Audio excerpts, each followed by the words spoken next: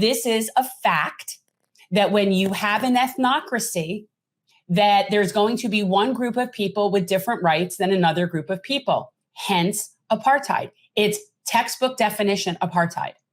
And they might not like that, but as Katie suggested, what maybe they should do is spend their time really learning about the issue to maybe figure out solutions that might help it, as opposed to just denying that it exists. So this is a problem, guys. So I don't know. I mean, like, if you want, we can play. Yeah. So guys, we're going to go ahead and play the monologue. This is the reason. This is the monologue.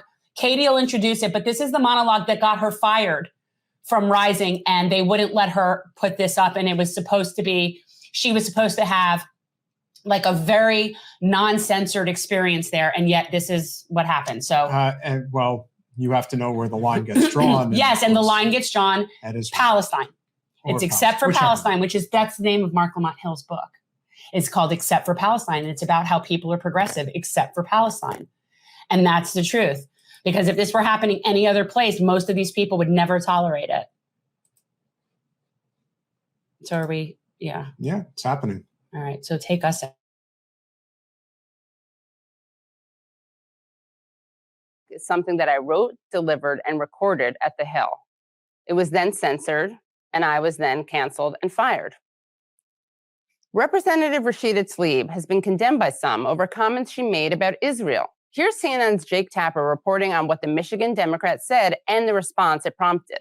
Democratic Congresswoman Rashida Tlaib of Michigan facing criticism today from what several of her Jewish colleagues have deemed anti-Semitic comments. Here's what Tlaib, the first Palestinian-American woman to serve in Congress, said at a virtual event yesterday. I want you all to know that among progressives, it has become clear that you cannot claim to hold progressive values, yet back Israel's apartheid government. And we will continue to push back and not accept this idea that you are progressive except for Palestine any longer.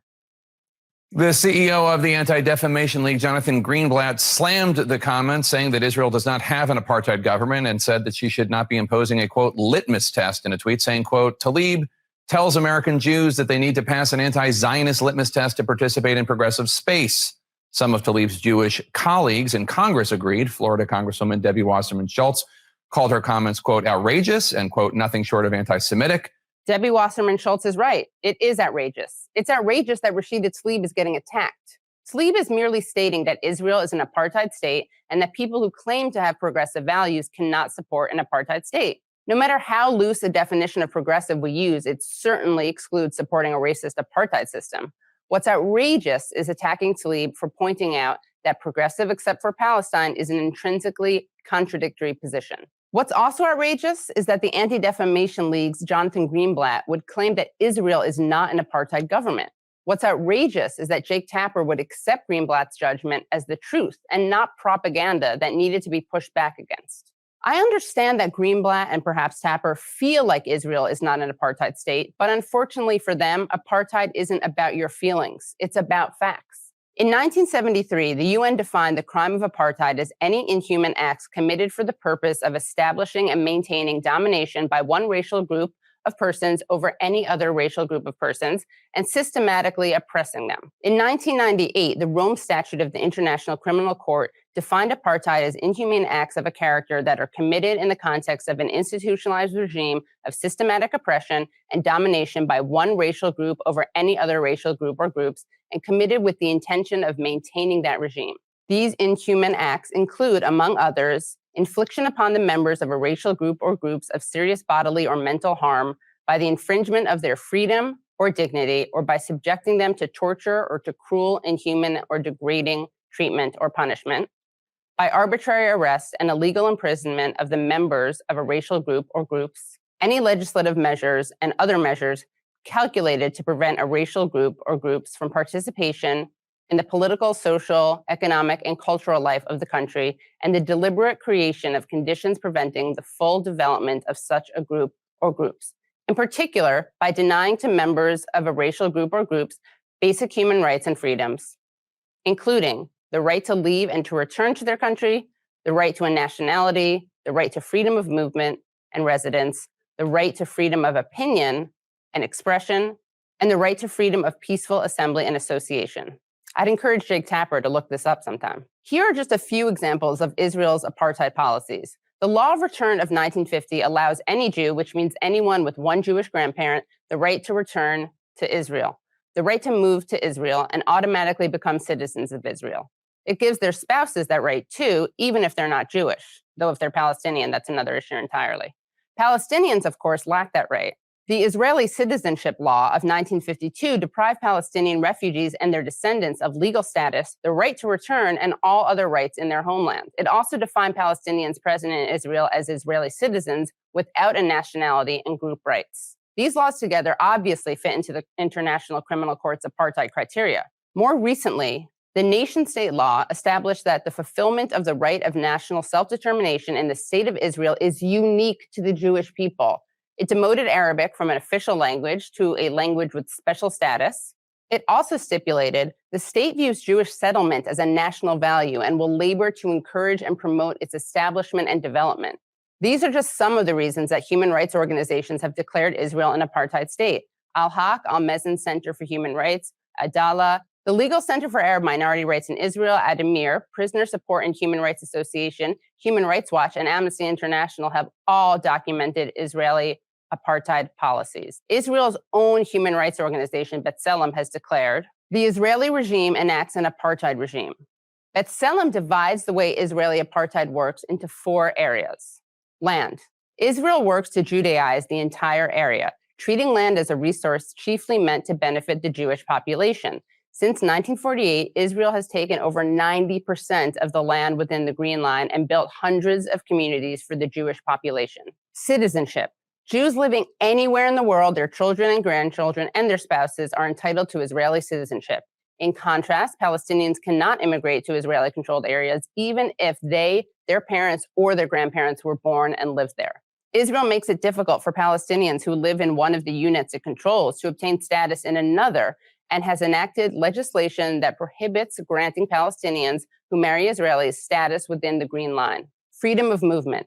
Israeli citizens enjoy freedom of movement in the entire area controlled by Israel and may enter and leave the country freely. Palestinian subjects, on the other hand, require a special Israeli-issued permit to travel between the units and sometimes inside them, and exit abroad also requires Israeli approval. Political participation. Palestinian citizens of Israel may vote and run for office, but leading politicians consistently undermine the legitimacy of Palestinian political representatives. The roughly 5 million Palestinians who live in the occupied territories, including East Jerusalem, cannot participate in the political system that governs their lives and determines their future. I was born in New York City. My great-grandparents and the family before them were from Eastern Europe. I could move to Israel today, buy a house, get a job, travel around with no problem. So could Jake Tapper and Jonathan Greenblatt. But a Palestinian like Rashida Tlaib can't even visit her family home in what is now Israel. This demographic tension is recognized by Israeli officials and politicians who have described their own country as an apartheid state. Former Attorney General Michael Ben-Yair wrote in 2002, "We established an apartheid regime in the occupied territories immediately following their capture. That oppressive regime exists to this day."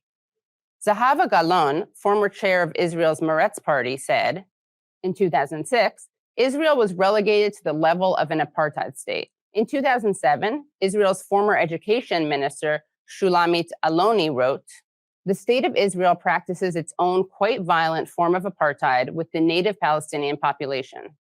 In 2008, former Environment Minister Yossi Sarid said, "What acts like apartheid, is run like apartheid, and harasses like apartheid is not a duck, it is apartheid." In 2015, former Mossad chief Meir Dagan said, President Benjamin Netanyahu's policies are leading to either a binational state or an apartheid state. Even Israel's prime ministers have used the A word. In a recently published 1976 interview, assassinated Israeli Prime Minister Yitzhak Rabin said, "If we don't want to get to apartheid, I don't think it's possible to contain over the long term 1.5 million more Arabs inside a Jewish state." In 2007, yet another prime minister, Ehud Olmert, warned, "If the day comes when the two-state solution collapses and we face a South African-style struggle for equal voting rights, then as soon as that happens, the state of Israel is finished."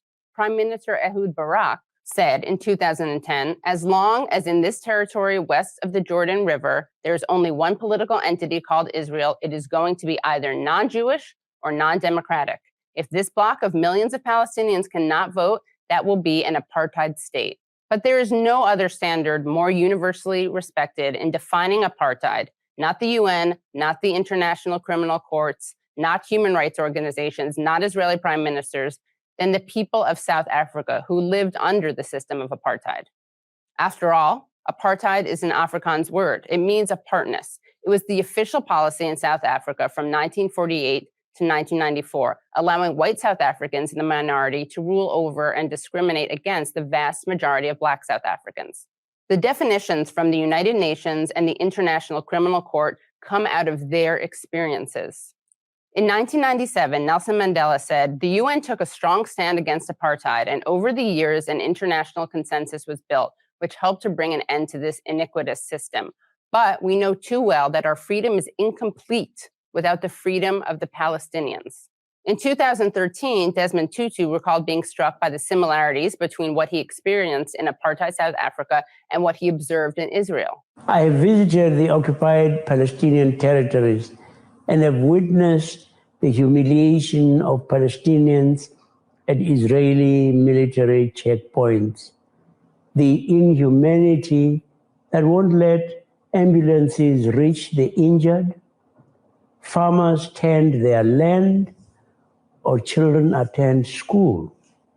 This treatment is familiar to me and the many Black South Africans who were corralled and harassed by the security forces of the apartheid government.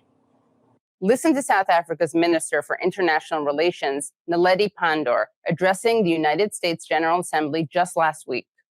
While we work to address contemporary conflicts, we should not ignore long-standing conflicts, such as that of the people of Palestine, which has been on the United Nations agenda throughout the 7 decades of existence of this organization. We cannot ignore the words of the former Israeli negotiator at the Oslo talks, Daniel Levy, who addressed the UN Security Council recently and referred to the increasingly weighty body of scholarly, legal, and public opinion that has designated Israel to be perpetrating apartheid in the territories under its control. To my fellow Jews, to my friends in the Democratic Party who want to support Israel and think of themselves as progressive, it is important to look at what Israeli law today does, what the lived experiences of Palestinians today means as defined under international law, and what our friends from South Africa have long pointed out. But we should not stop there. South Africans didn't just define apartheid, they dismantled it. Instead of attacking Rashida Tlaib for her candor, her critics should ask themselves how Israeli apartheid could be dismantled. What would a post-apartheid country look like? Lashana Tova.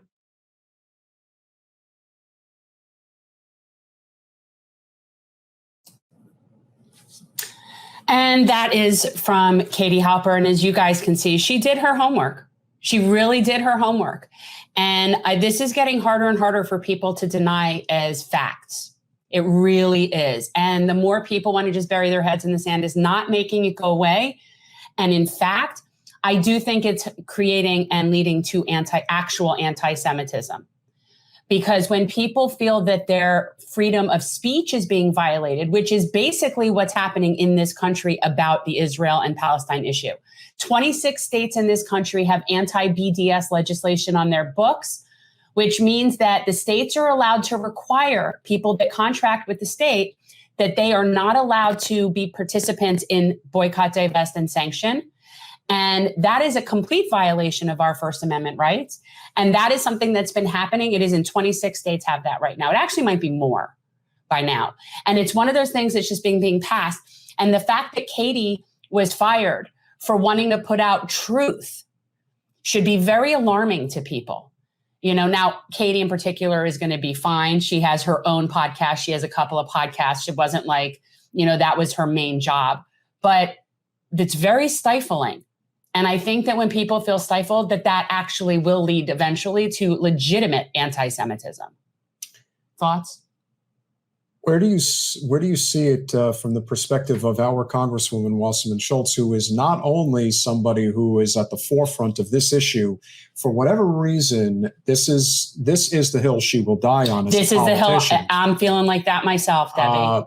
And so at the same time, Debbie is also she's one of the most inept, inadequate congressional representatives we have in the United States. Yeah. And yet, when it comes to this particular issue, especially when it comes to anti-BDS legislation, Debbie's at the forefront of it. Yeah, for sure. She's high up on the hog. She is right there neck and neck with the most lunatic GOPers that you can possibly get, even worse than Jerry Nadler, who represents Borough Park and some of the most Hasidic Jewish communities in the entire country. Which tend to be GOP, for sure. Certainly. But then again, Jerry's a Democrat. But my point is... So is Debbie. Yeah. So again, I guess the question becomes, what is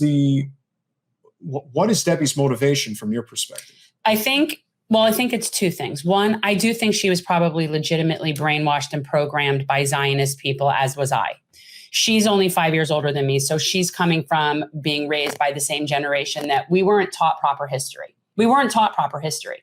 But at this point in her life, she's old enough where she has to claim responsibility for ignorance, especially when you're in a position that you have access to said information. So the information is there. So then the question becomes, does she purposefully ignore it, which I do think is very traditional older Jews tend to do, because to really think about it, it really dismantles everything.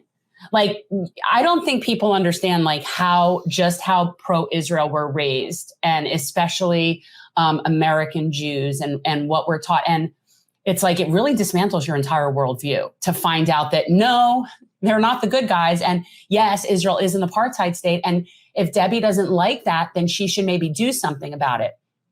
But, you're right. That might be the hill she dies on. This might be the hill I die on.